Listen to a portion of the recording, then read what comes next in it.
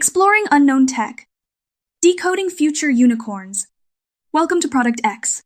I'm Rena, and today we're diving into a company that's tackling one of America's most urgent crises. Over the past few years, devastating wildfires have torn through California, not just destroying forests, but literally burning through the bottom line of the American insurance industry. Major carriers like State Farm and Allstate have stopped writing new homeowner policies in high-risk zones because they simply cannot calculate climate-driven risks. It's a full-blown financial and ecological disaster. Today, Vibrant Planet, a climate tech startup based in Truckee, Nevada, announced a $14 million Series A funding round. They've built something remarkable, a cloud-based forest digital twin system that doesn't just map wildfire risk. It tells the Forest Service and insurers exactly how much fire damage will be reduced if they thin out 10% of dead trees or conduct a prescribed burn in a specific area. It's a preventative ROI calculator for the climate era. Vivian, want to kick us off? Hey Rena, hey Nolan. So, I invest in early-stage startups over at Pre-Angel Fund, and when I first looked at Vibrant Planet, what caught my attention wasn't just the tech. It was the founding team. You've got Allison Wolf, who cut her teeth at Netflix and Google and eBay, paired with Dr. Hugh Safford, who spent over 2 decades as a top ecologist for the U.S. Forest Service. That's not a typical startup duo. It's Silicon Valley product muscle meets decades of hands-on forest management knowledge, and that's exactly why they're landing multi-million-dollar contracts with government agencies. Yeah, and I spent years building large-scale systems at a couple of big tech companies in the Valley, so when I saw what Vibrant Planet was attempting, migrating millions of acres of forest into the cloud and simulating dynamic fire propagation, I knew this was an extremely compute-heavy, multimodal data engineering challenge. Most forestry software out there relies on low-resolution 2D satellite imagery, which can't see through the canopy to gauge how much dangerous brush is dwadesy below. Vibrant Planet is doing something completely different with high-density LiDAR point clouds and 3D voxelization. It's honestly some of the most ambitious spatial computing work I've seen in climate tech. Let's dig deeper. Vivian, from the investment side, what's the financial logic here? Why pour money into climate tech with its notoriously long cycles? The ROI picture is actually pretty compelling once you see the full picture.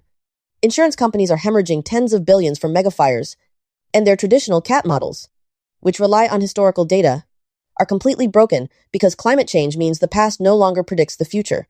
When you can show an insurer that fuel thinning in a specific watershed reduces catastrophic fire probability by 70%, they're willing to keep writing policies. And the government has massive infrastructure budgets to spend on wildfire mitigation. Vibrant Planet basically positions itself as the credit rating agency for climate-era real estate. That's a multi-trillion-dollar market opening up. Let me jump in there because the technical moat is what makes that possible. Once you voxelize the forest into a 3D grid, you're not just mapping. You're inputting fuel load distributions, real-time wind tensors, temperature, humidity, and topography into a physics-informed model. They fuse the classic Rothermel fire spread physics with graph neural networks. The system essentially learns how fire propagates through specific terrain under specific weather conditions. It's the difference between a static map and a living simulation. That's a great transition. Nolan, walk us through the tech stack in more detail. How does LiDAR actually become a wildfire prediction engine? It starts with data fusion. Airborne LiDAR gives you incredibly dense 3D point clouds. We're talking centimeter-level resolution on canopy height and trunk density. They layer that with multispectral satellite imagery and partition everything into voxels from micrometer to meter scale. Within that 3D space, AI models identify what's called ladder fuels. Those are the branches connecting ground-level brush to the canopy. That's the pathway for fire to climb from a ground fire into a crown fire, which is exponentially more destructive. Once you have that voxelized fuel map, the propagation engine runs Monte Carlo simulations. A forest manager can literally say, what if we thin 20% of this area? And the system reruns the fire simulation in minutes, showing exact probability reductions for homes burning down. That scenario optimizer is really the killer feature. I remember looking at a demo where they pulled up a watershed in the Sierra Nevada and showed that a $5 million fuel thinning project would reduce fire risk for downstream communities by 65%. That's the kind of data point that makes a county supervisor or an insurance actuary sit up and take notice. It's no longer abstract, it's dollars and cents and lives saved. Vivian, you mentioned the government has massive budgets. How exactly is this being funded? And what's the adoption trajectory looking like? It's a mix of federal infrastructure money flowing through the Forest Service, state-level climate resilience grants, and direct contracts from insurers who need better risk models. The Inflation Reduction Act allocated billions for wildfire mitigation, and Vibrant Planet is positioned to capture a significant chunk of that. They've already got pilot programs running with several major insurance carriers. The tricky part is scaling from pilot to enterprise-wide deployment, which is where the $14 million comes in. They need to build out their sales team and prove out more case studies. The scaling challenge is real on the technical side, too. Forests are living systems. Rainfall, drought, bark beetle outbreaks. All of these can drastically change tree moisture levels in just a few months. Right now, their system does periodic updates, but the next big architectural hurdle is near real-time updates using high-frequency satellite imagery from LEO constellations. If they can achieve daily or weekly reconstruction of the digital twin, that's when it becomes a weather forecast level service. Whoever cracks that dominates the market.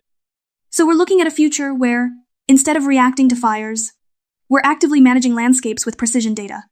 Vivian, from your vantage point, what's the investor sentiment around this space right now? It's shifted dramatically in the last 2 years. Climate tech used to be a hard sell. Everyone wanted short payback periods and quick exits. But with the insurance crisis hitting California and the federal government throwing billions at mitigation, the timing narrative has flipped.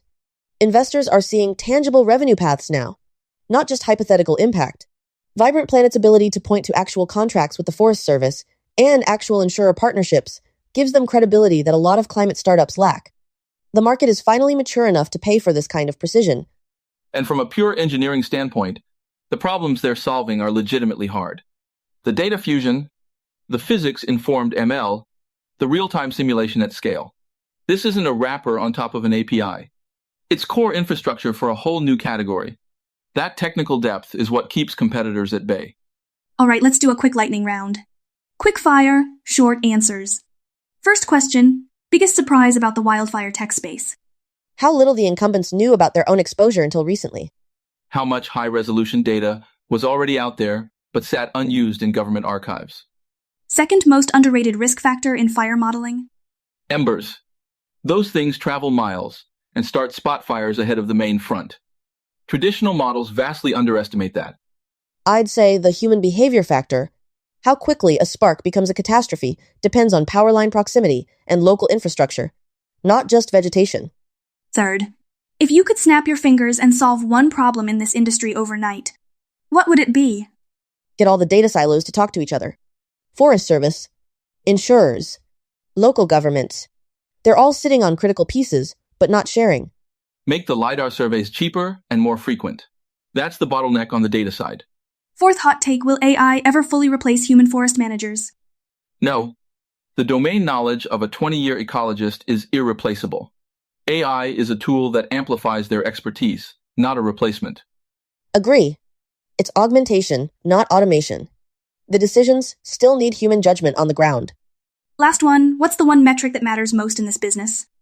Reduced loss probability that translates to policies written. If insurers can't quantify risk, they won't write coverage. Show them the numbers, and the market opens up. And on the tech side, it's prediction accuracy at the parcel level. If you can't tell a specific homeowner their exact risk, the whole system falls apart. Vivian, give us a one-sentence summary of what Vibrant Planet represents. It's the bridge between Silicon Valley AI capabilities and old-school forest ecology, turning climate risk into something insurers can actually price and communities can actually manage. Nolan, your one sentence. It's a massive scale compute problem that finally brings precision engineering to how we understand, predict, and prevent wildfire at the landscape level. Thanks to both of you. This one hit close to home for a lot of reasons.